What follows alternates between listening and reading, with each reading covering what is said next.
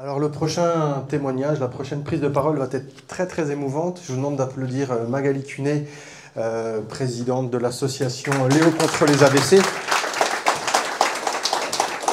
Est-ce que tu veux là, ouais. Est-ce que tu veux descendre? C'est très bien.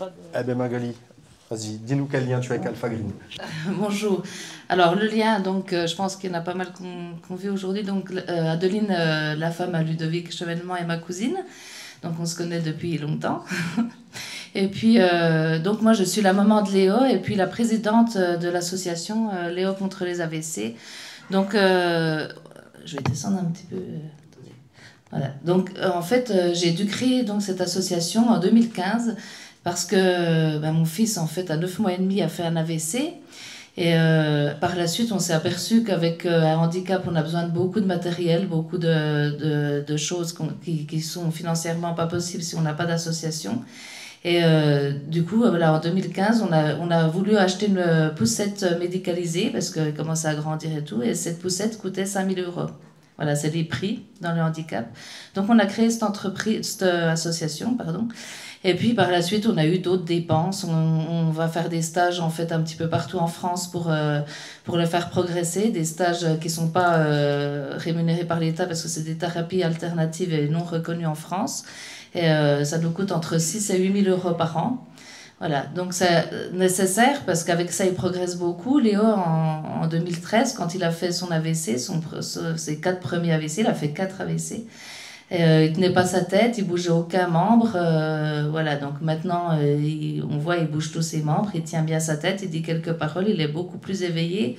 Et puis, il commence à avoir une meilleure tenue du tronc, donc il tient quelques secondes assis.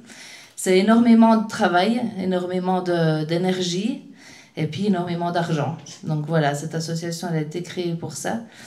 Et puis, on continue encore et encore parce qu'il y aura encore des dépenses. Le fauteuil dans lequel il est assis, là, il coûte 6 654 €.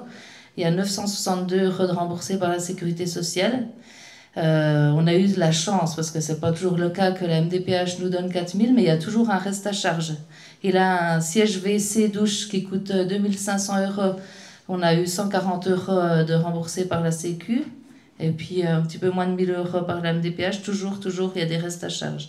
Donc on cherche toujours des dons, des financements pour continuer à le faire progresser. Et puis voilà, il sera toujours handicapé, mais il y a handicap et handicap. Quand il y a un enfant pousse sur ses jambes ou tient assis, c'est pas la même chose que quand il reste allongé et puis qu'il a aucune force, comme il était au début. Donc pour lui, pour sa dignité, pour nous, pour moi, qui commence à prendre de l'âge. Enfin, j'ai que 45 ans bientôt, mais je vais dans la mauvaise direction. Voilà, c'est important qu'il fasse des progrès et puis qu'il fasse le plus possible dans l'autonomie pour aider tout le monde, tout son entourage. Voilà. Je ne sais pas si j'ai oublié quelque chose, mais voilà, je remercie tout le monde de m'avoir écouté.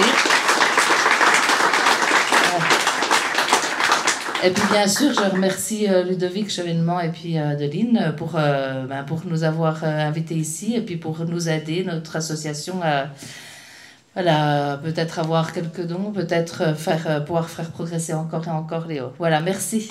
Un site internet, une page Facebook peut-être pour suivre l'association? Alors, donc oui, au niveau de ça, donc il y a le mail qui a été changé, on voit, magalicunet@gmail.com. Il y a la page Facebook de Léo, donc c'est Association Léo contre les AVC.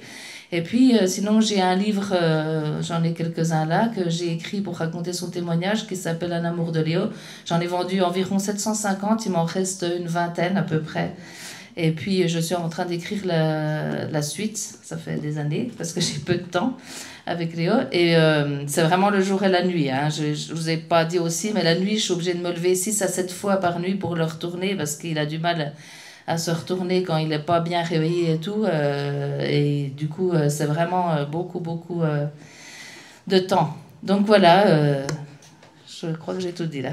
Merci Magali. Merci.